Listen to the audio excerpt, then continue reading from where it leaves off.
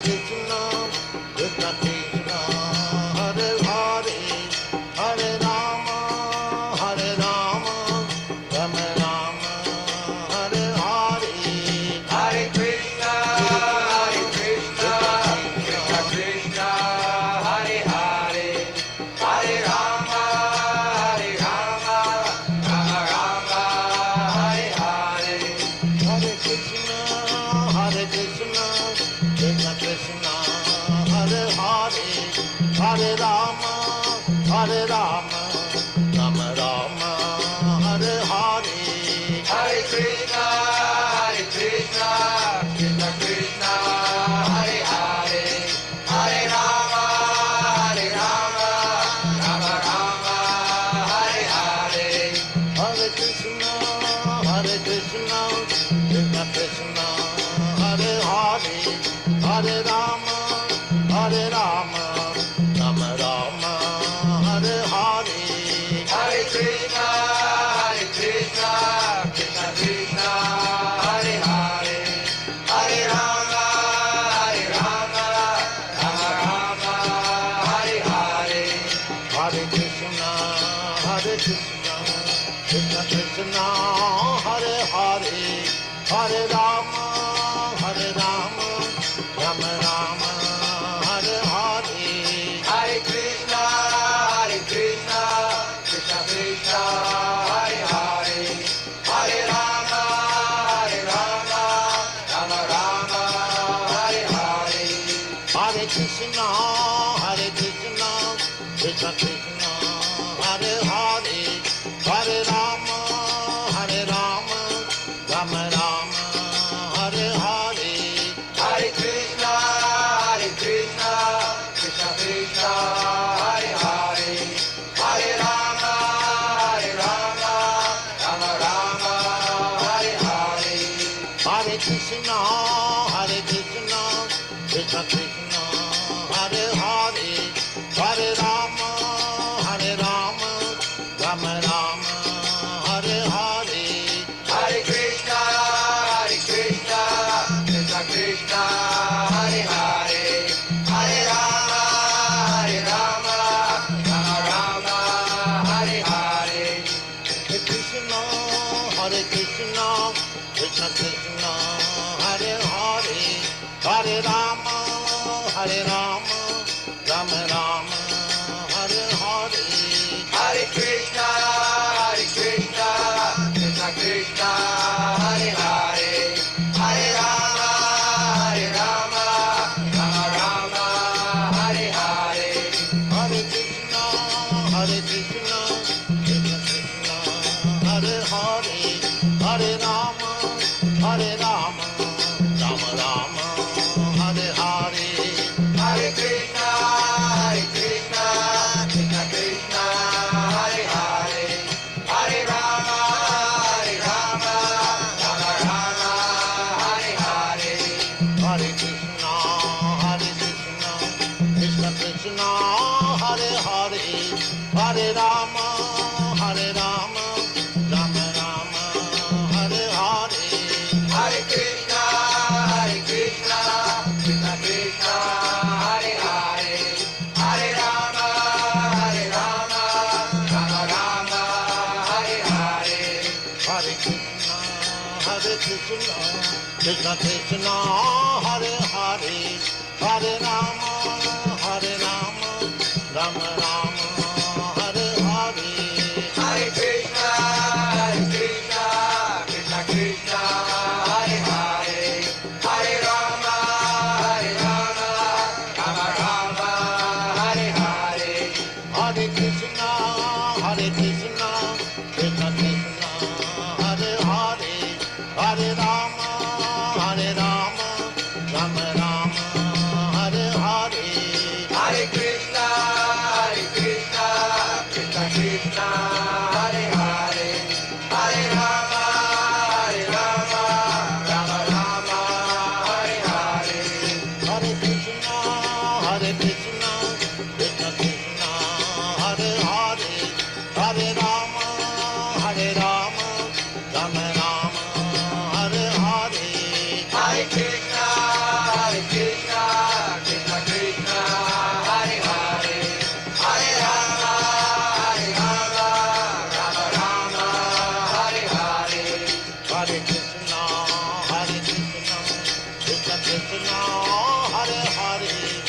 Hare Rama, Hare Rama, Rama Rama, Hare Hare. Hare Krishna, Krishna Krishna, Hare Hare, Hare Rama, Rama Rama, Hare Hare. Hare Krishna, Krishna Krishna, Hare Hare, Hare Rama, Rama Rama, Hare Hare. Hare Krishna, Krishna Krishna, Hare Hare, Hare Rama, Rama Rama, Hare Hare. Hare Krishna, Krishna Krishna, Hare Hare, Hare Rama, Rama Rama, Hare Hare. Hare Krishna,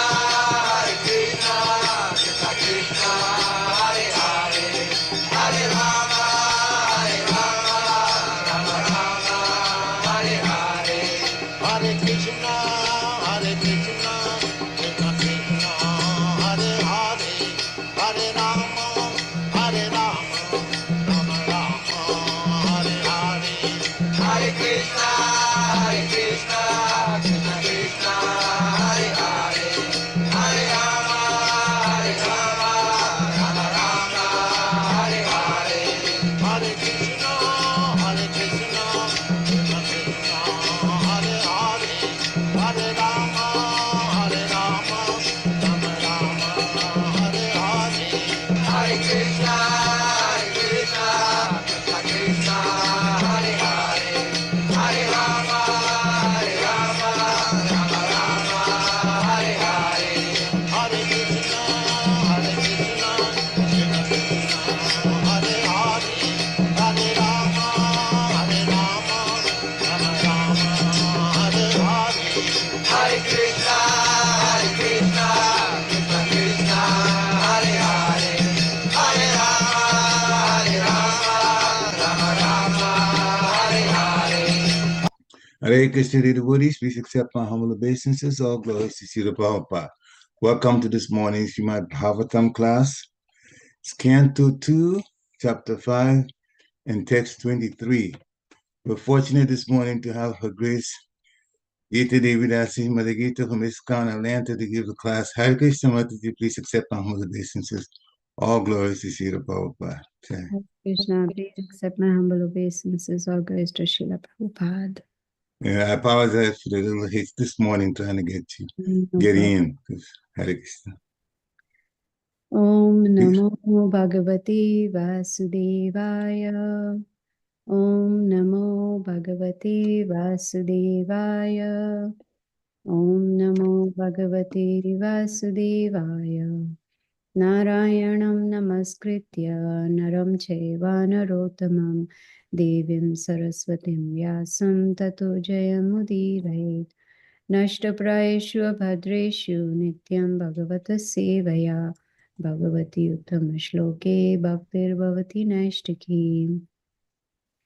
Reading from Srimad Bhagavatam, Canto 2, Chapter 5, text number 23. Mahatastu vikurvanad rajaha sattvo pabrimhitat tamha pradhanastvabhavad dravya jnana kriyatmakaha. Mahataha, of the Mahat Tattva. Tu, but. Vikurvanat, being transformed. Rajaha, the material mode of passion. Sattva, the mode of goodness. Upabrahamitat, because of being increased.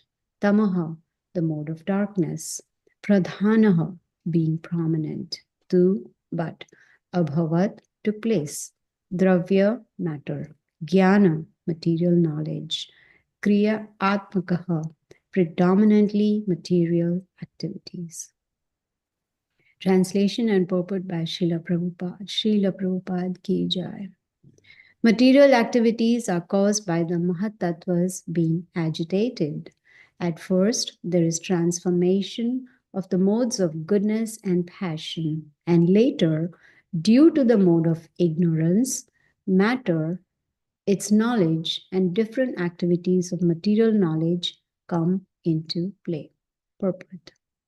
Material creations of every description are more or less due to the development of the mode of passion or rajas. The Mahatattva is the principle of material creation, and when it is agitated by the will of the Supreme, at first the modes of passion and goodness are prominent, and afterwards the mode of passion being generated in due course by material activities of different varieties becomes prominent, and the living entities are thus involved more and more in ignorance. Brahma is the representation of the mode of passion, and Vishnu is the representation of the mode of goodness, while the mode of ignorance is represented by Lord Shiva, the father of material activities. Material nature is called the mother, and the initiator for materialistic life is the father, Lord Shiva. All material creation by the living entities is therefore initiated by the mode of passion. With the advancement of the duration of life in a particular millennium, the different modes act by gradual development. In there is a word missing. As such, age of Kali, when the mode of passion is most prominent, material activities of different varieties in the name of advancement of human civilization take place, and the living entities become more and more involved in forgetting their real identity, the spiritual nature. By a slight cultivation of the mode of goodness, a glimpse of spiritual nature is perceived. But due to the prominence of the mode of passion, the mode of goodness becomes adulterated. Therefore, one cannot transcend the limits of the material modes, and therefore, realization of the Lord, who's always transcendental to the modes of material nature, becomes very difficult for the living entities, even though prominently situated in the mode of goodness through cultivation of the various methods. In other words, the gross matters are adibhutam, their maintenance is adidevam, and the initiator of material activities is called adhyatmam. In the material world, these three principles act as prominent features, namely as raw material, its regular supplies, and its use in different varieties of material creations for sense enjoyment by the bewildered entities. Om Agyanatimirandasya Gyananjana Shalakaya Chakshurunmalitamena Tasmai Shri Gurave Namaha. The translation once again. Excuse me. Material activities are caused by the Mahatattvas being agitated. At first, there is transformation of the modes of goodness and passion, and later, due to the mode of ignorance, matter, its knowledge, and different activities of material knowledge come into play. So this is kind of a technical, you can say, technical verse where we understand, as this chapter is entitled The Cause of All Causes, how Krishna, the Supreme Lord, is the cause of everything. And the verse talks about Mahatattva, and Srila Prabhupada explains very nicely in the purport that Mahatattva is the principle of material creation. You can say it's the cause of creation, and it's a total material energy, or you can say the total cosmic manifestation. And it gets agitated, or the creation takes place only when by the glance of the Supreme Lord. So without the glance of Supreme Lord, cosmic manifestation cannot take place. So who's the cause of all causes? Krishna, the Supreme Personality of Godhead. And when does this Mahatattva get agitated? Only when Krishna desires, by the will of the Supreme Lord. And then modes of passion and goodness are prominent. Then later on, living entities, they get involved more and more in the mode of ignorance. You see, many times we hear, I was hearing a lecture just a few days ago, and he said that Brahma is in the mode of passion, which is wrong. Shiva is in the mode of ignorance, that is wrong. Here, clearly, Prabhupada states in the purport that they are representing it. Lord Brahma is a representation of mode of passion, not that he is in the mode of passion. Lord Shiva is representing the mode of ignorance, and Lord Vishnu, the mode of goodness. So Mahavishnu, when Mahavishnu glances at Prakriti through Lord Shiva, you see, through Lord Shiva, not directly. Krishna does not glance directly. It is through Lord Shiva, and that's why Lord Shiva is also called the father of material nature. So this verse and purport is talking a lot about modes of material nature. We've learned in Bhagavad Gita chapter 14, the whole chapter is entitled The Modes of Material Nature. So that we can understand how are these modes acting upon us, or how are we getting influenced either by goodness, passion, or ignorance, or sometimes a mixture of two or more modes of material nature. See? So in this age, especially in the age of Kali Yuga, mode of passion is very prominent. That's why we see that most people are running after enjoying their senses, running to make more money, running to have more possessions, and all this is in the mode of passion. And in the process, most of us, we forget what is our real identity, that we are the spirit soul. We are not this body. We forget. And we also forget our spiritual nature. Like Bhagavad Gita chapter 2 explains, so many verses upon or talking about the spirit soul. Na jayate mriyate vakad. The soul never dies, it never takes birth. You see? Dehino asmin yatha dehi kaumaramyo tatha dehantar prapta. So the spirit soul does not die. After the body is gone, it goes into another body. So the spiritual nature is forgotten. Everybody is on trying to be on the bodily concept of life, everything to do with the body. And this is because of mode of passion and ignorance. Most are not interested in knowing in which mode they are operating. And even if they come to know, they are not interested in transcending the modes. If they are in ignorance or passions, they are not interested in going to the mode of goodness, at least to the mode of goodness. Because Prabhupada says only if we are in the mode of goodness, we will get a glimpse of spirituality, just a glimpse, so that we can get attracted to spirituality, so that we can start working on the spirit soul level. Otherwise, we'll be stuck on the body level. And unless one comes to the mode of goodness, one cannot transcend to the mode of pure goodness.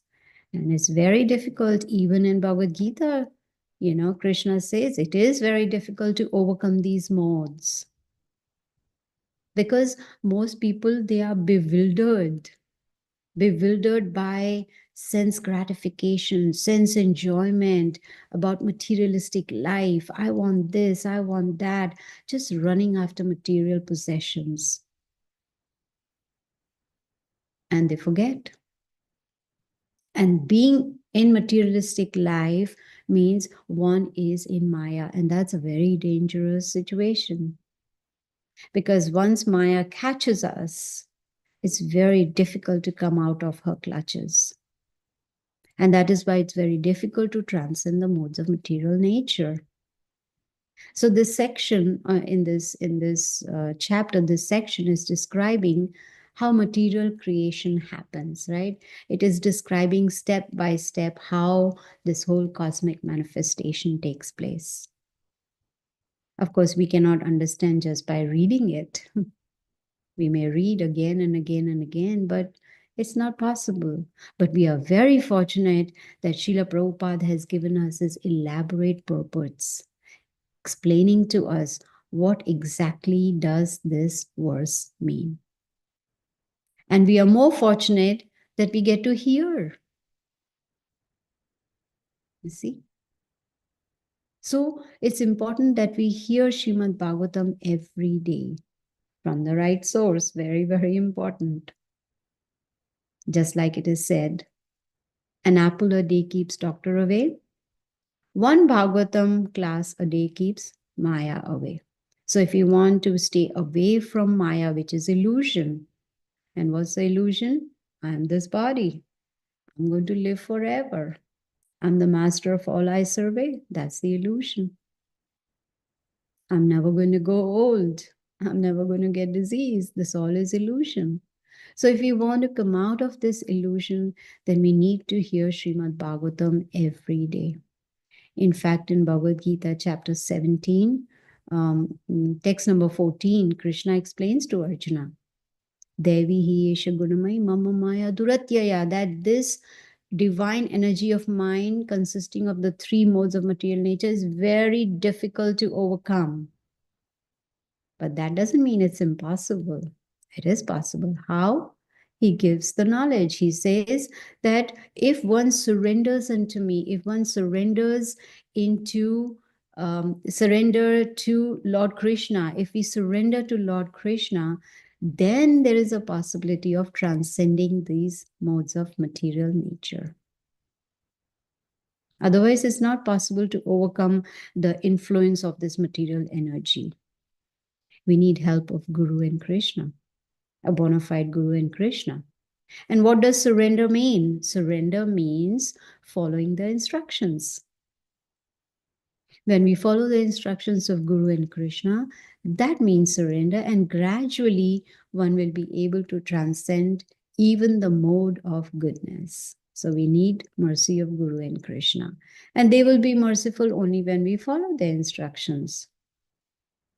You see, even in Bhagavad Gita, we've learned that we living entities, we are the spiritual nature, superior nature, but contaminated in this material world. Just like the rainwater is so pure, so clean, but when it drops in the muddy area, then it gets muddy, it gets contaminated. So we are that pure spiritual nature, superior energy of the Lord. But in this material world, we are contaminated. And that's why we are in Maya. And when we are in Maya, we forget our real identity. We need to keep reminding ourselves every day, I am not this body. It should be our mantra for every day. Remind us, I am not this body, but I am the spirit soul. And that becomes possible when we start chanting attentively every morning. So Srila Prabhupada is saying in this purport that we are eternally conditioned, which means since time immemorial, for so many past lifetimes, we've taken so many bodies, millions of bodies we've taken, and now we've got this human form, and we are still conditioned. So when we realize that this material world is dukhalayam, it is a place of misery. And only intelligent people will realize that. Only when we realize that this is a place of misery, then we will start progressing on the path of self-realization, where we will start realizing our own selves, who we really are. Where have we come from? Why are we suffering here in this material world? And the $1,000,000 question is, where do I go from here? Do I want to go to the spiritual world where there is no birth, death, disease, old age, permanent happiness? Or I want to come back into this material world, which is Dukhalayam. So until an intelligent person realizes that, one will not be able to disentangle themselves from this material world. If one thinks that over here in this material world, it's a place of happiness, then what can we say? Then there is no way to break the cycle of birth and death. Material world is not a place of happiness. Krishna says, Dukhalayam ashashvatam. It is a place of misery and it is temporary. So the sooner we realize, the better it is for us. If you remember Lord Indra, king of heaven, he was cursed because of an offense he had committed. He was cursed to become a hog. And he was thrown into this material world, not literally thrown, but was came here to this material world as a hog.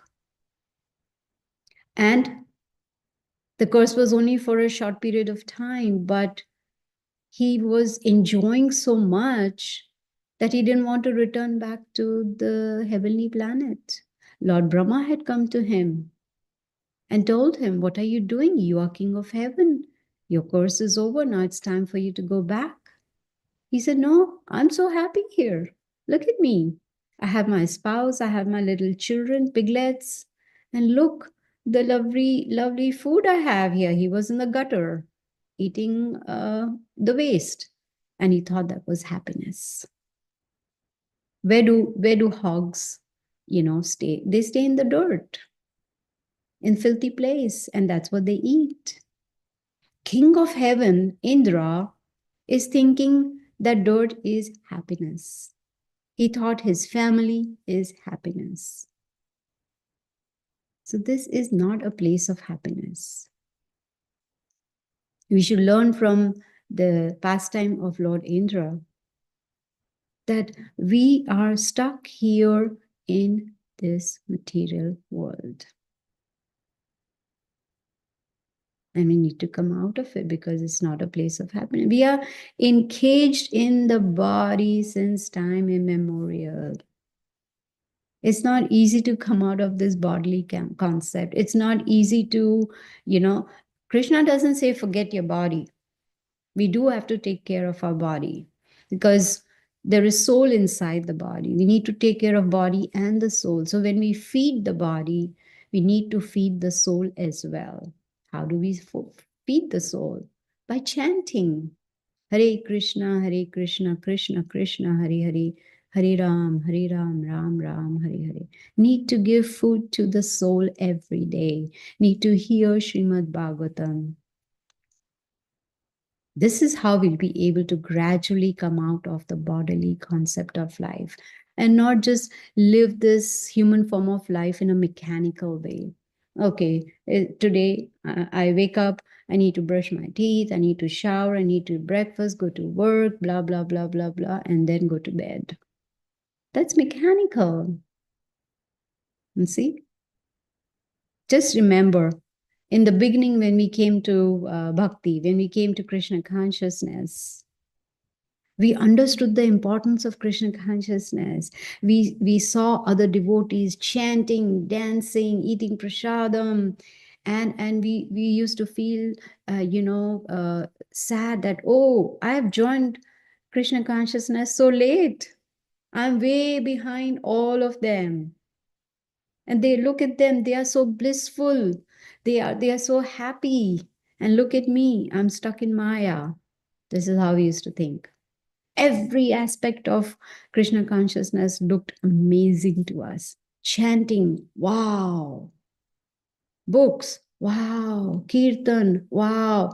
Prasadam, wow. 10 offenses to chanting, wow. Everything was wow for us in the beginning.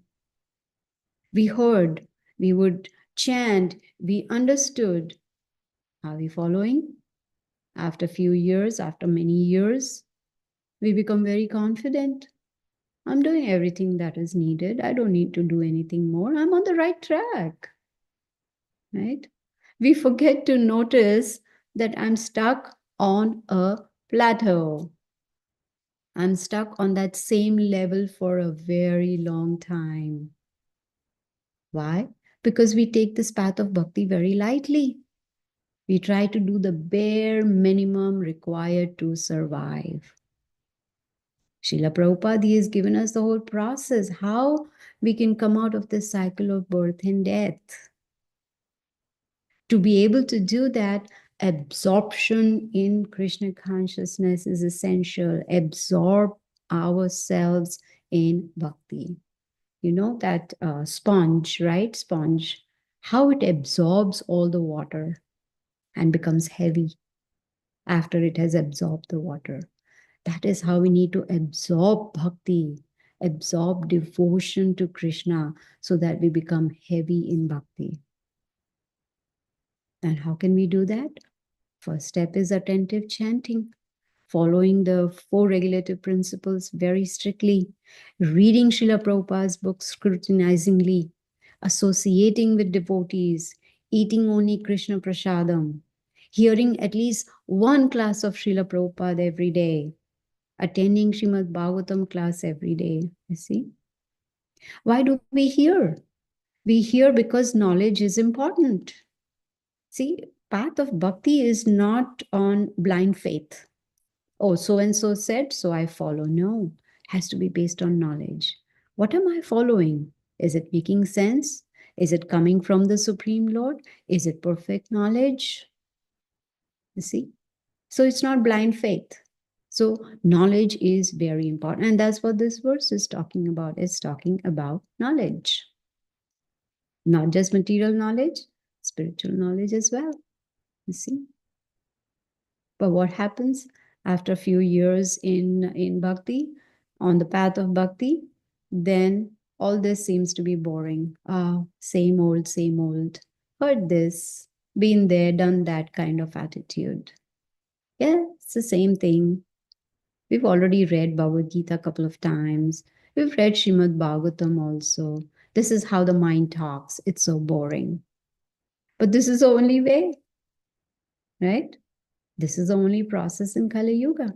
Krite yadhyayato Vishnu, tretayam yajato make, dvapare paricharam, kalau tad hari kirtana.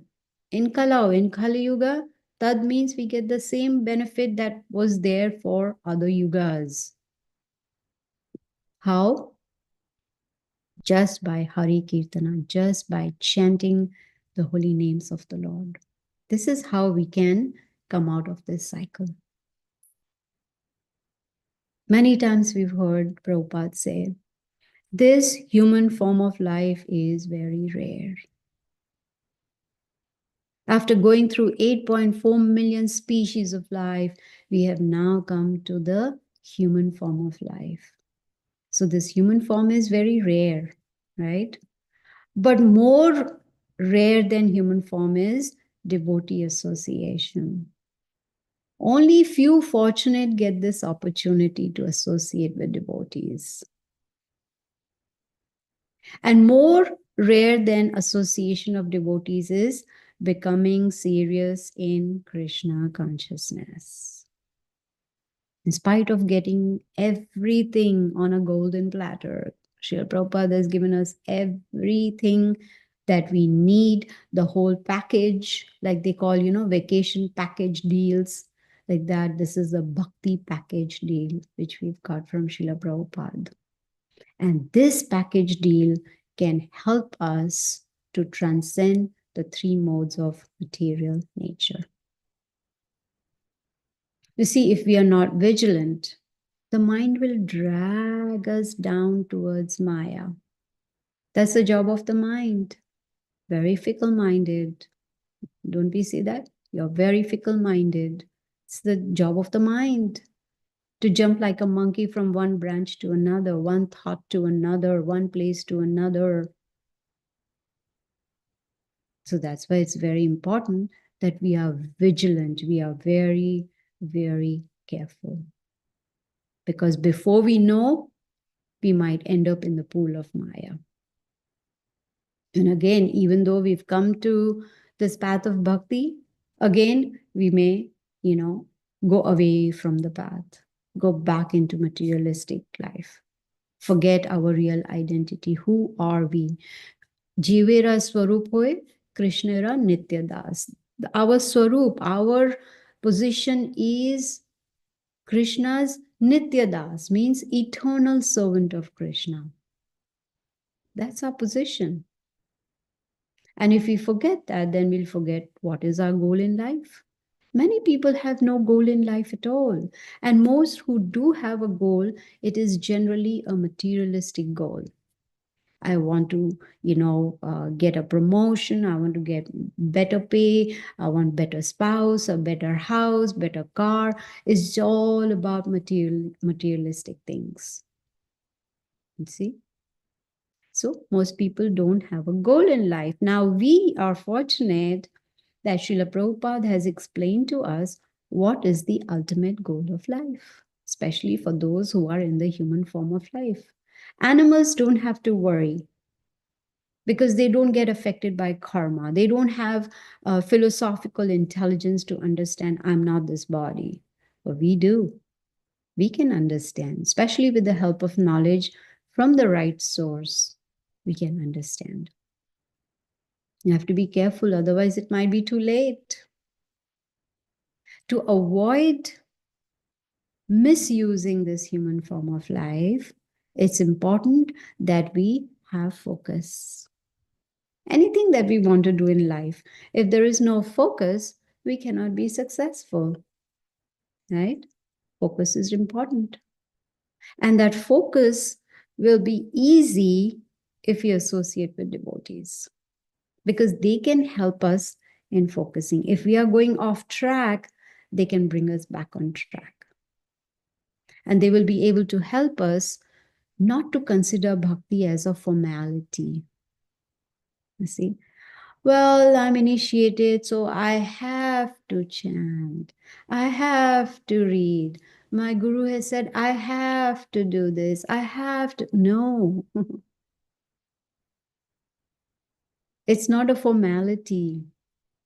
Krishna consciousness that has been given to us by Srila Prabhupada is our life and soul. It's a rare opportunity to be Krishna conscious after so many lifetimes, right? Why waste it? Mind is going to say, oh, I heard this before. Sure. But are we taking it seriously? We've heard it, but have we become serious on our path of bhakti? You see, the new year is coming up. Very few days left in 2024. Many people have new year goals, of course, to break them. But we need to have some spiritual goals also for the new year. Let us make a goal that I will become more serious on this spiritual path. I'm going to work hard, make a plan. Don't we make a plan? Supposing I want to start business, I'm going to do some research. I'm going to get some knowledge. I'm going to try and see how I can start this business and make it go up and up and up. For that, I'll need a plan. So also for bhakti, we need a plan. Because unless we have a plan, how will we put it into practice? Right? So let us take this upcoming new year very seriously, more seriously than before, and see how we can improve in our spiritual lives. Basically, I'm talking about myself. I'm not talking about y'all. I'm talking about myself. Need to improve, need to progress. Just like when we are working in the corporate world, we like to get promotion. We like to get better, increase in our paycheck, right? So why not progress in spirituality also? You see, if no emotion, then no devotion, then only commotion. There'll be only chaos. So this verse, today's verse, excuse me, is talking about material modes of material nature that are entangling us in this material world. If one is in the mode of ignorance, a very bad situation. If one is in the mode of passion, it is still bad situation. If one is in the mode of goodness, much better. Because from the mode of goodness, it is better. I mean, it's easier to go to the mode of pure goodness. And that's our goal. Pure goodness means everything that we do is for the pleasure of the Supreme Lord. We are following the rules and regulations. We are following the instructions of Guru and Krishna. We are leading a sin-free life leading a karma-free life, you see, by following these rules and regulations, and gradually purifying our heart, our mind, our senses, our body. Then we can come to the stage of pure goodness, which is Brahma Bhuta Prasannatma na Shochati na Kankshati. Come to the stage of Brahma Bhuta, where there is no hankering, there is no lamentation, it's just pure goodness. And that stage is called actually samadhi, not where you close your eyes and you sit in the forest or something. That is also samadhi, but real samadhi is in the state of consciousness. So the verse once again today. Material activities are caused by the Mahat Tattvas being agitated. At first, there is transformation of the modes of goodness and passion, and later, due to the mode of ignorance, matter, its knowledge, and different activities of material knowledge come into play. So I'm going to end now. If anyone has any questions or comments, you're welcome. Hare Krishna. Thank you very much for very, very insightful lecture. All glories So to many God. points are very, very, very important for us to consider and improve our lives, understanding the mode of passion, mode of ignorance, mode of goodness, and even the correction that you made about some people thinking that Lord Brahma is the mode of passion, Lord Shiva is the mode of ignorance. Well, they can't be. It just explained very nicely that they can be. Dear devotees, this is the time to unmute yourself and share any realizations, ask questions as you like. Hare Krishna. Dear Krishna Prabhu, I see your electronic hand is up. Please go ahead. Hare Krishna Prabhu, Hare Krishna Mataji, please accept my Hare humble Krishna. obeisances. Accept us, God, Srila All glory to Prabhupada. Srila Prabhupada. Thank you, Mataji. Beautiful class.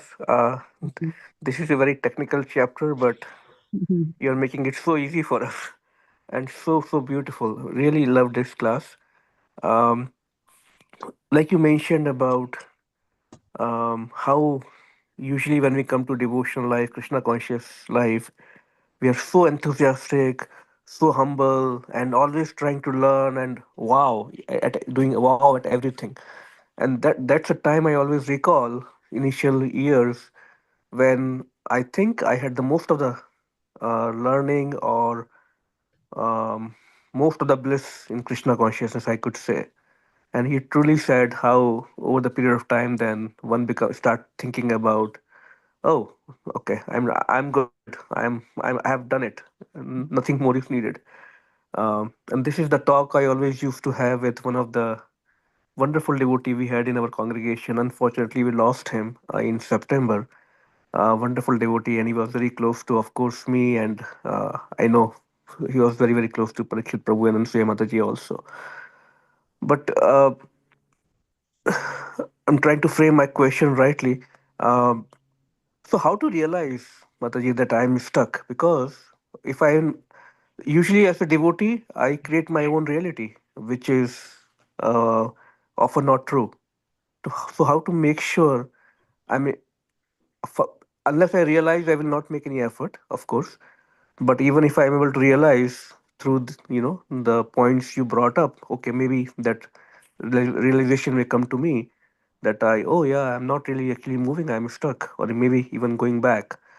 So how to make, and then if I'm able to realize how to make the effort to transcend those material modes when practicing Krishna consciousness, because it is possible that even in my Krishna conscious life, maybe I am in on those modes and creating a mess actually of my life.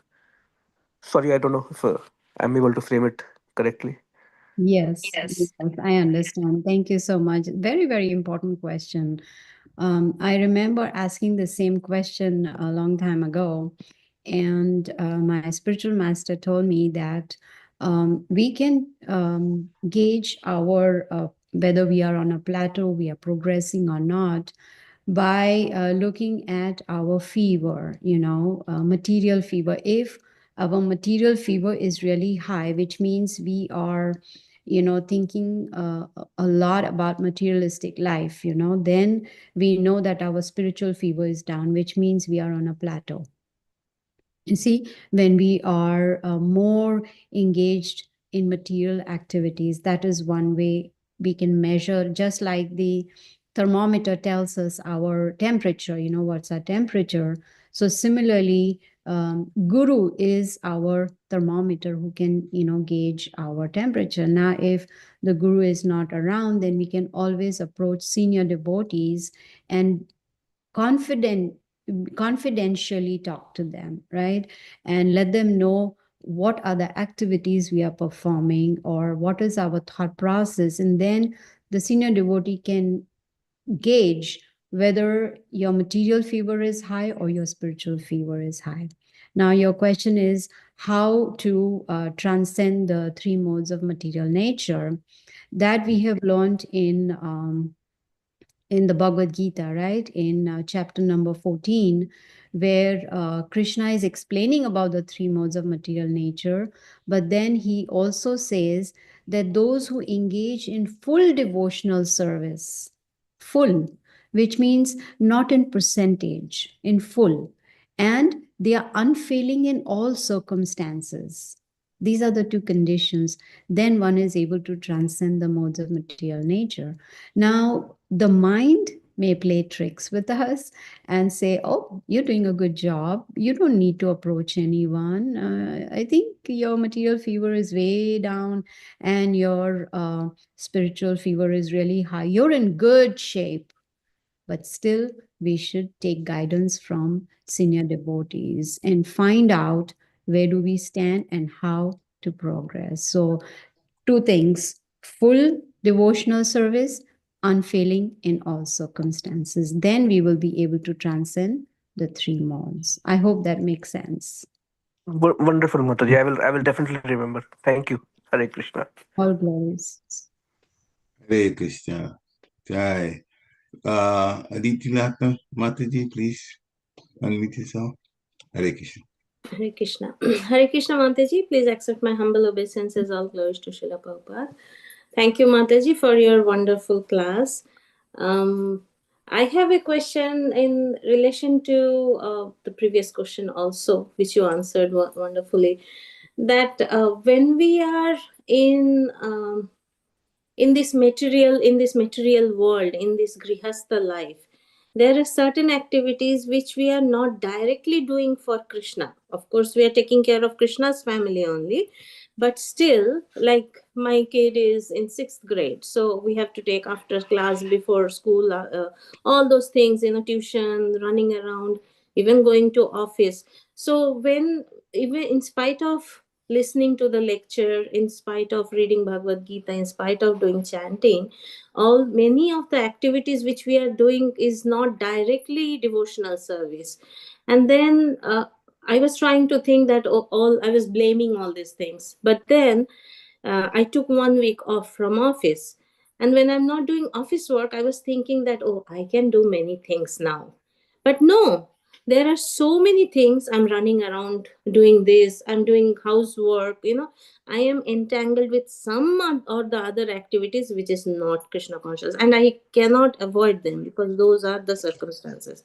Now, how can we totally be in Krishna consciousness, Mataji? I mean, how can we totally do devotional service? Yes, very important question. Let's take example of Arjuna, right? Krishna did not ask Arjuna, give up fighting, give up everything, give up your kingdom, everything, and just, sit in the house, sit in the palace, and just chant. He didn't say that. He said, you're a Kshatriya, your duty is to fight, so you fight. But do it in my consciousness, do it because it is my desire. So, being in this material world in family life, we still have to take care of family, do the housework, do so many things we need to do.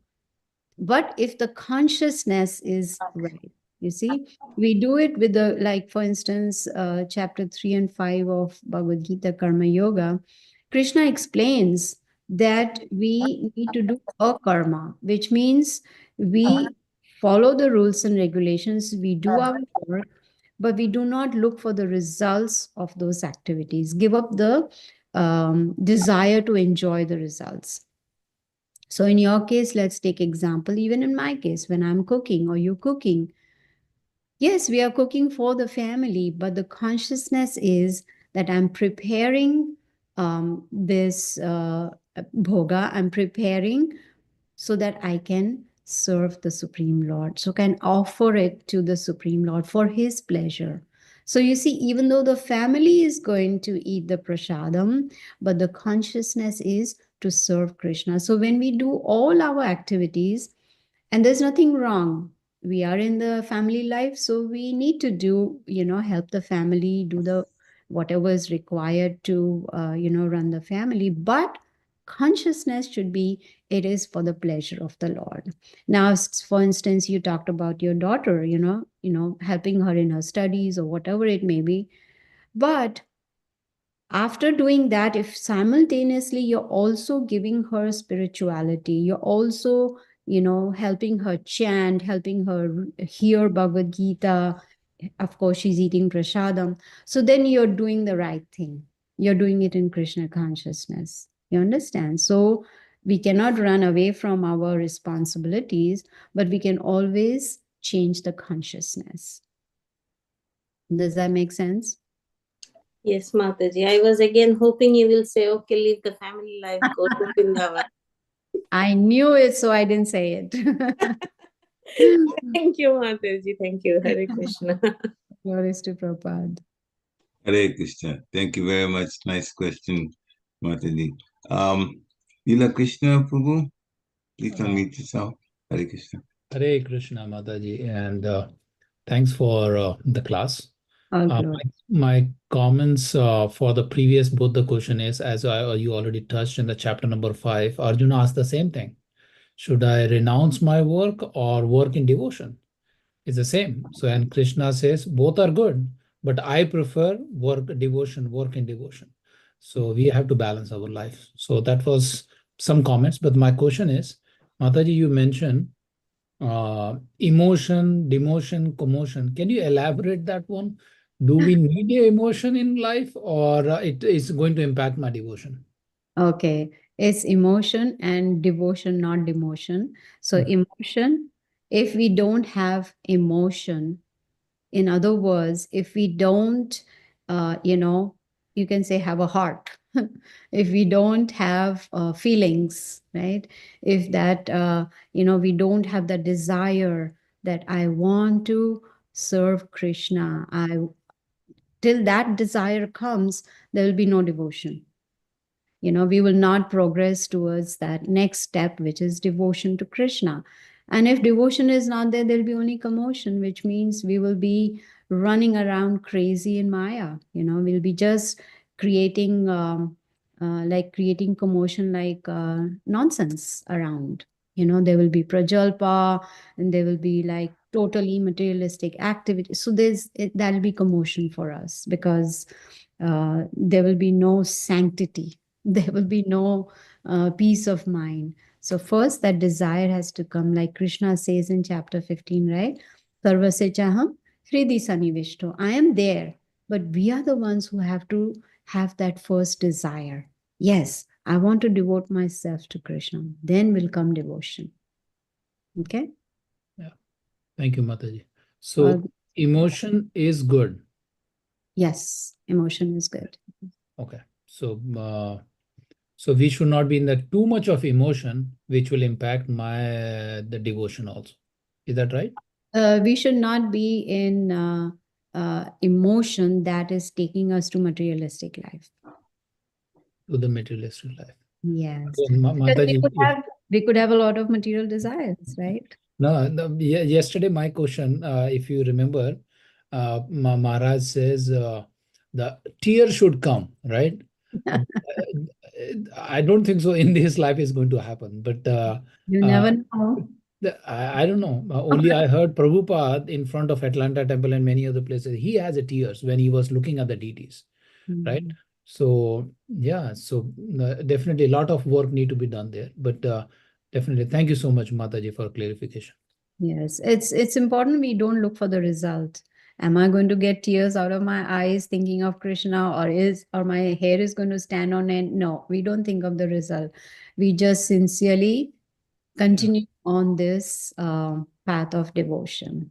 Right. But as you mentioned, right, our fever, we need to evaluate that self-evaluation there in the material life, evaluations in the spiritual life.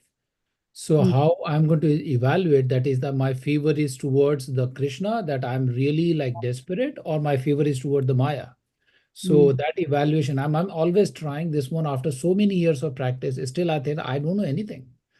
So I'm not moving anything in this life. I think I'm trying our best that preaching what our Guru Maharaj said, but always when you wake up and see that what I should do, where I'm standing right now, and what I should do different today, so that as one of the lecture you said that instead of we looking for Krishna, we should do that work so that Krishna will be start looking to us, right? So that's the only thing, Mataji. I will stop here. Thanks Thank, again, Mataji. thank you. Krishna, thank you very much. And Mataji, if you please excuse me to add one point from Balabhadra Prabhu about Please, this. please. Okay. So Balabhadra Prabhu said that would probably answer part of Leela Krishna's question also. How to evaluate oneself. He quoted Bhagavad Gita chapter 13, the 5 texts, 8, 9, 10, 11, and 12, where the qualities of a person or the properties of it are listed. Krishna says that's knowledge, and anything beside that is ignorance. And Bhagavad says, I think actually Srila Prabhupada actually said it too, that we should see our progress based on those points. How good are we in those points? That's that Krishna listed. So that was what he added to it. And I just kind of remembered, and I just threw Thank you. that in. Thank you. Thank you, Prabhuji, adding that one. Yeah, definitely. I remember there are 24 some qualities. It's impossible to get in one life, but yeah, definitely those are our marking points where we can see that like humility, how much humble kind of thing. So we heard many times, but we forgot. They say Maya, right? So it's difficult to remember all the qualities. But yeah, definitely it's very good reference. Those recently I read also. Thank you, Prabhu. Hare Krishna, Hare Krishna. Stay optimistic.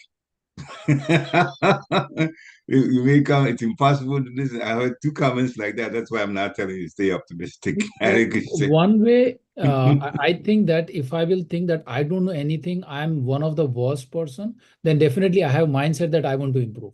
If I say I'm already perfect, then there is no way that you will improve, right? So, and Mataji That said, is your Prabhupada statement. yeah, If you think you're better, then he says, and you go to hell. yeah. And, if you and I'm just Mataji, I think learning, you I'm just mentioned, falling, then yeah, you'll advance. no, you So mentioned you're Mataji, right. it's ask, okay, are you in Maya? He said, oh, I'm not in Maya. Definitely you are in Maya. So, yeah, that was a good point. Thank you. Thank you again, Mataji. Hare Krishna. Any other comments or questions? You can unmute yourself. Hare Krishna.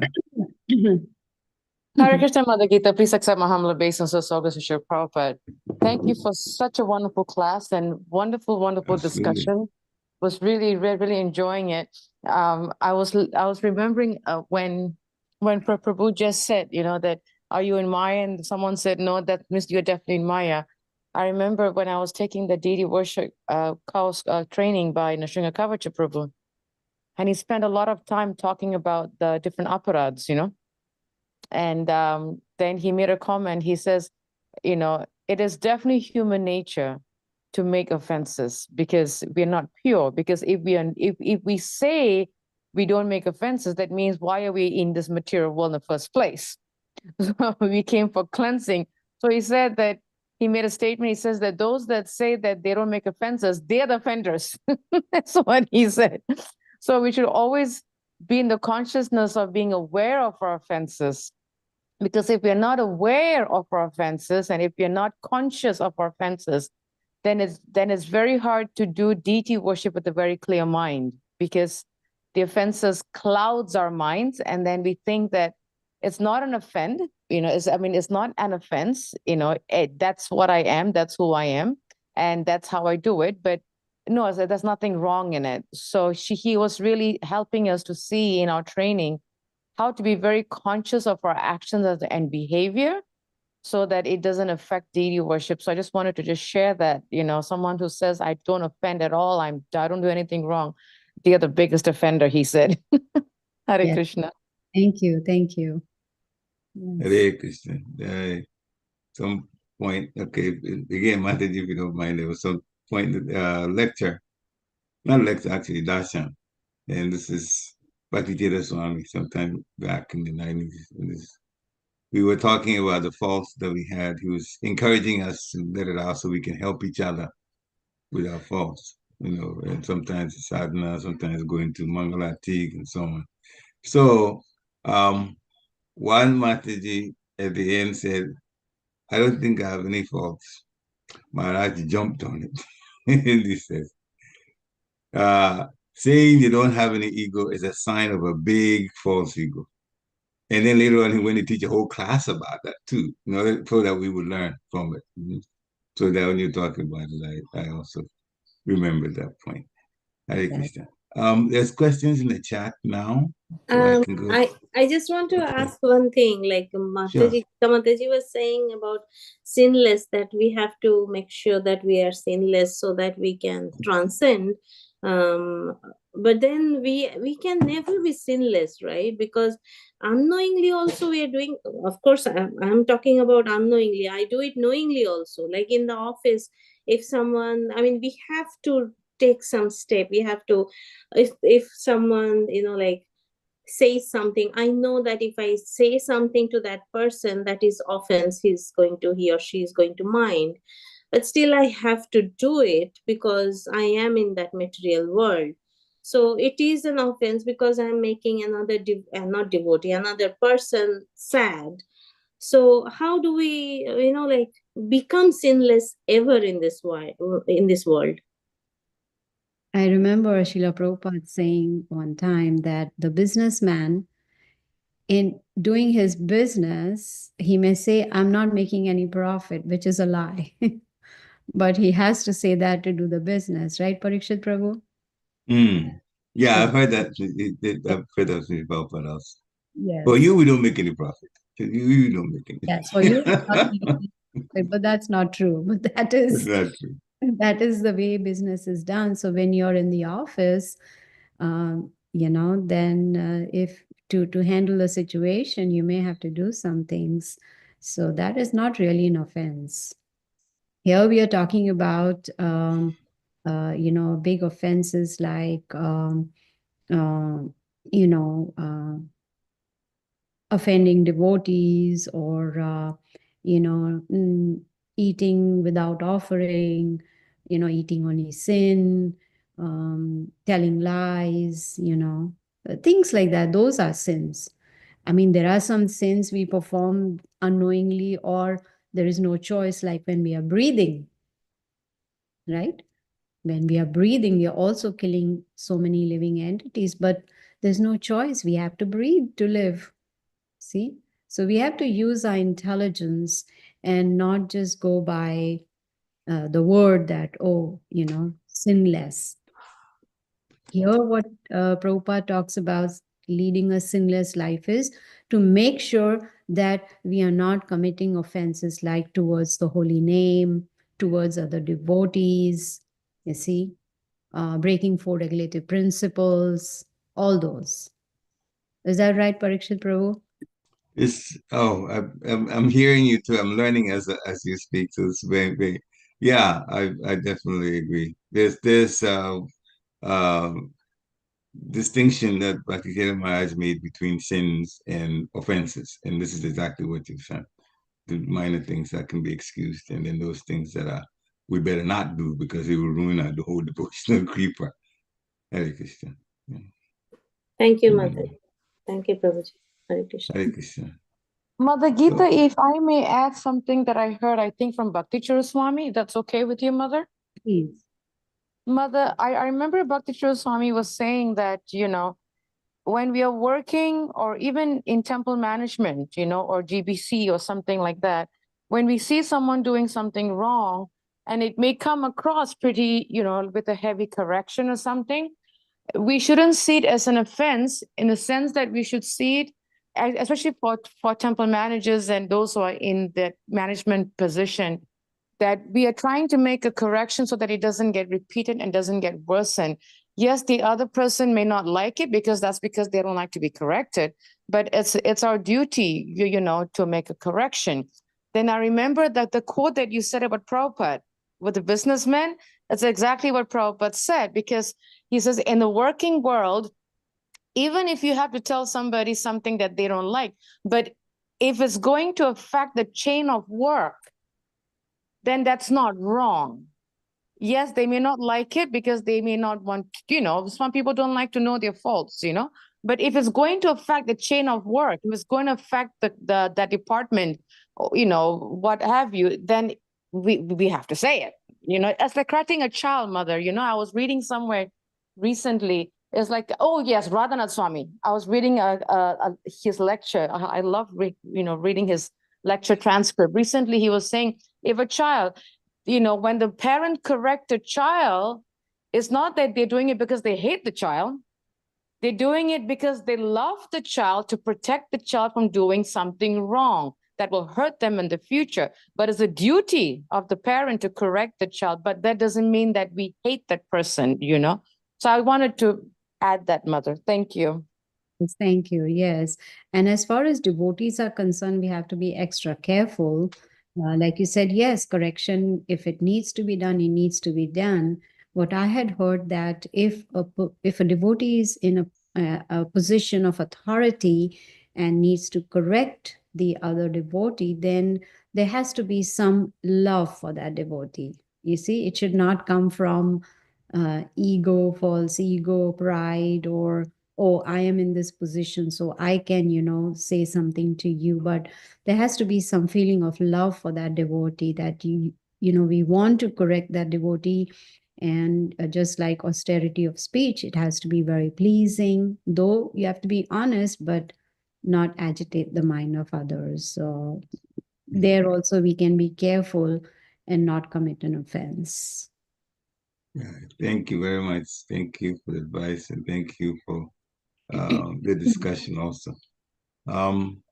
Anyone else? If not, then I'll go to the chat to read questions. There are 3 messages on there. Hare Krishna Mataji, please accept my humble obeisances. All glories to Prabhupada, all glories to Guru Maharaj. As we said, this is a very technical verse, technical knowledge. It's very hard to understand. But only thing we have to understand is we have to become devotees and be in Krishna consciousness.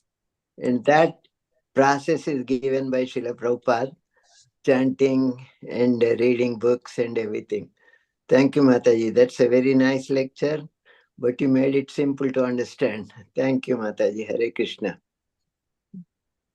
Hare Krishna. Yeah, glory to Srila Prabhupada. All Hare right. Krishna Prabhuji, Dandavat Pranam. Yeah. Hare Glory Krishna. to Srila Prabhupada. Hare Krishna Yeah. Gita ji. Thank you for nice lecture and good to see you all the time. Thank you so much, Gita ji. Hare Krishna. Hare Krishna. Hare Krishna, Mataji. Thank you. Hare Krishna. So, Prema Manjari Mataji on the chat left a message, and there's a couple of questions after that. Hare Krishna Mataji, please accept my humble obeisances. Very beautiful class, Mataji. I will remember this phrase. No emotion, no devotion, then only commotion. We see you as an embodiment of Nishta. My question is, how can we develop such Nishta, unshakable faith and determination? Then he has a follow-up question also. Maybe I'll just do this when I read the other one later.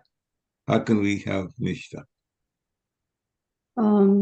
Best thing is have very good association of devotees. If we follow the instructions of Guru and Krishna very strictly, and also have good association of devotees, and the first instruction is to chant attentively. When we do that, everything else falls in place. then it becomes easier to have nishtha. Thank you very much for right to the point answer to it. I hope she's satisfied by that. The next question she's asking is also another question. That's how it started. You mentioned about spiritual plans for 2025. Could you please recommend some goals we should consider for next year? Thank you very much for teaching us, Mataji. Hare Krishna. Yes, very important to have goals. Otherwise, we'll just be living randomly, like take a day as it comes, one day at a time, kind of. So just like we have goals for our profession, whether it is business, job, whatever, we keep goals. We have goals for our children, which school or which college or which job, etc.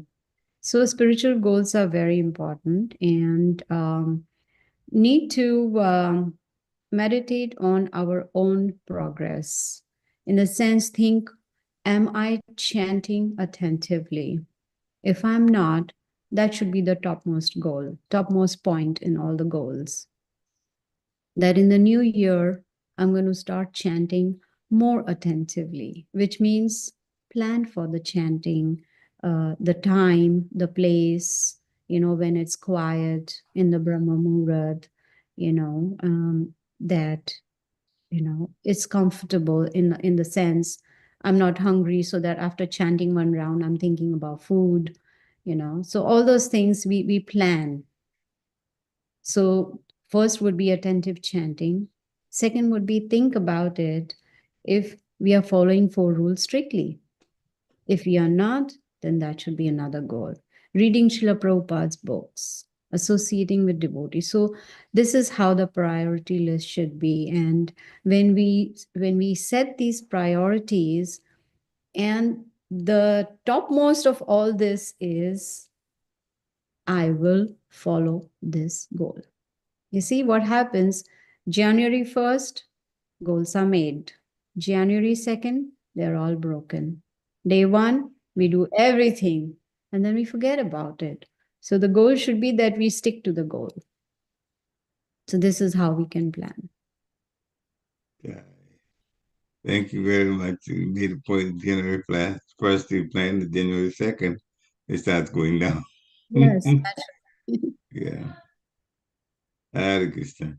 Any other? Let me just see, scrolling down. Okay. Devi Prabhu put a comment here.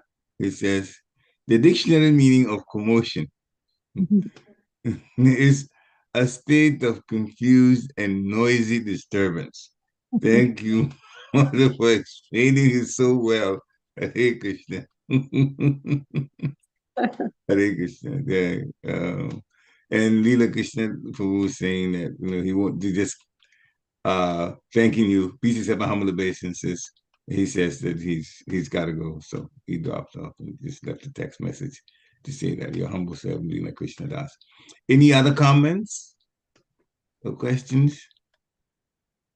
If not, then Mother Gita, we're very, very grateful for this wonderful class. And I definitely second the point that was made that, yes, it looked technical. You started by saying that it was technical. I think there's one more question coming. Shreya Mataji, please go ahead. Unmute yourself. Hare Krishna. Thank you. Hare Krishna. All glories to Srila Prabhupada. Okay. Mataji, I have a question. Prabhuji rightly said that if we say everybody is egoless, it's a false thing to say. What kind of um, thinking can we develop that we can be ego-free? Oh, the question I made about the big false ego? Okay. Yes. So how can we free ourselves from ego? Okay. Yeah. Mhm. Please go ahead, Mataji. No, you go ahead. It was your comment. Oh. It is said in the Shastra, I've seen this, that the big false ego means identifying with the body. A lot of the things that we do with our pride has something to do with our material way of looking at life and the material things that we do. If we have to serve Krishna, our position is we are servant of a servant of a servant. So if we really have that consciousness, how can we have a big false ego then? We want to serve Krishna as a servant. We have to be servants also of the devotees. You have to be servants of the devotees. Very important. That's where we start. If you can serve very nicely the devotees, you will serve Guru nicely, and then you will serve the deities nicely. And with that, false ego will go. So be very, very careful how you relate to devotees. Don't make devotees upset, saying things that are offensive. Don't get devotees upset, because if you get up, you make them upset, then the transcendental system will also be upset with us, with you, if you do that. And then you really can't go back, because the spiritual world is all wonderful, loving relationship, but you can't have that attitude there, So it won't allow you. That's why Parata like that. Sumatra Radharani won't like it. So yeah, be in the service mode, and be careful how you relate to devotees. Use mild words, not insulting words, then you'll be fine. That way your ego won't have any issue. You look at yourself as a servant. Hare Krishna. Mother Gita, please add to. You were talking, I remembered a cartoon I had seen about devotees, where this devotee used to offend so many devotees, and always think wrong about them, talk wrong about them, and all. So after he left the body, when he went to Goloka, he was shocked to see that all those devotees with faults were there in Goloka. And those devotees were shocked. What is he doing after offending devotees? What is he doing in Goloka? You see?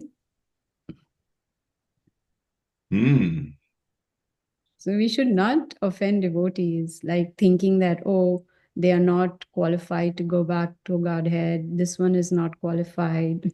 Only I am qualified. How do we deal point. with it, Mataji, when we are dealing with non-devotees like materialists, and maybe somebody in corporate world, they do not know uh, what devotion looks like. Sometimes our managers or anyone could say stuff which offends, which may not be true as well. Yes, what I had heard is that in that situation, best thing is to give association and not take association from them. Yes, it's not, like it is said, material world is not a bed of roses. There are many thorns. There will be problems in corporate world also. So we just deal with them, but we don't get affected by them. You see? Right. Yes, we don't get affected by them, and try and not take the association, because if we do, then we will start becoming materialistic. But instead, we can give our association in a very subtle way. Thank you. That way we will be safe. I have one point to, actually, one question to ask. Parikshit Maharaj gave a wonderful lecture, I remember, in Philadelphia temple. And that's me? Yes, that will be Parikshit Das, not Parikshit Maharaj. Correction. Sorry, Parikshit Das, sorry. I was thinking, when did Parikshit Maharaj come? Yeah, I thought we were going to Bhagavatam. Okay, go ahead. Sorry to interrupt. I was thinking, Parikshit Maharaj was good. I'm like, I want to go hear the Bhagavatam from him. Okay, Mataji, hopefully you haven't lost your train of thought. Please go ahead. Go ahead. So, Parikshit Prabhu gave this lecture. In this point was very wonderful, which I actually remember just now when he said that we have to, the reason why we have to purify and we have to be, our mind has to be pure. Because if we have even a small thought of enviousness or anything, then the Radharani will not like it. I mean, I never thought of it that way. I used to think, oh, I have to purify to go. But it's because if I'm not there, if I'm there with that consciousness, I cannot enter, because Radharani will say, oh, your mind is still with that envy. So the entry is because of that. That is a good point. But my question is, in this material world, in this full of all these material modes, our mind in Kali Yuga is so bad. In spite of my trying to, purify my mind, there will be certain thoughts coming to my mind which I cannot avoid. I do not act on it, but then still it penetrates and, in my consciousness. And I think if someone does something bad to me, I will think, oh my God, that person is so bad. I will even automatically think, how can I stop that in the Kali Yuga? Attentive chanting. The only solution. Prabhupada says 99% of our progress in Krishna consciousness is dependent on attentive chanting. That is what is going to control the mind. Yes. Jai. Hare Krishna. Thank you. Hare Krishna. One word. Thank you, Mataji. All Hare good. Krishna. Jai. Any other comments? This is a wonderful discussion we had today. I wanted to add to Mataji's question, and if I may, Mother Gita, and also to Shreya's point, is it is when we are not able to handle and deal with so many issues that's happening around us, it goes back to what Mother Gita was saying, is the chanting, because that is what gives us our spiritual strength. I remember I was always told by my spiritual master, spiritual solutions for material problems. But we should not look at the spiritual solution as a business agreement. Krishna, I'll do all the service so and so that you can help me in this problem. I was reading this very nice lecture about chastity by Radhanath Swami a few days ago, and he was saying that people devotees have the tendency to say, I'm doing all this, I'm going through so much struggles in life, but I've done so much service, why you're not helping me out? That is not the essence of the goal of life, to use Krishna consciousness as a way to escape our problems, because Radhanath Swami says that service and chanting, anything devotional is so transcendental, the word he used, that we cannot use something transcendental for our mundane achievements. That's the word, that's the sentence he said. So in order to really deal with whatever we are happening or going through in our material life, we have to be spiritually strong. And like Mother Gita said, it really starts with chanting, reading, hearing, Shravanam, hearing, and the right devotee association. Hare Krishna, Mother. Thank you so much. Thank you. Hare Krishna. Let me just see. Oh, okay. Just scrolling through the section here on the chat. Yeah, there's nothing. Well, the people are appreciating the questions. And thanking you. That's all. There's no new question in the chat now. Any final comments? If not, then thank you very much. Obviously, this is a very wonderful lecture. It inspired a lot of discussion for all of us. So, Gita Mataji, thank you very much. And thank you, devotees, for coming to listen. We all get purified that way, but we come to consistently listening and hearing. Jai. Vanchakalpatarubhyasya kripa sindhubhya eva cha patitanam pavanebhyo Vaishnavebhyo namo namaha. Srila Prabhupada ki jai. Thank you again. Hare Wonderful. Krishna. Hare Krishna. Thank you. Hare Krishna. Hare Krishna. Hare Krishna. Hare Wonderful start of Krishna. the week. Hare Krishna. Thank you. Hare Krishna. Hare Krishna. Hare Glory to Srila Krishna. Prabhupada.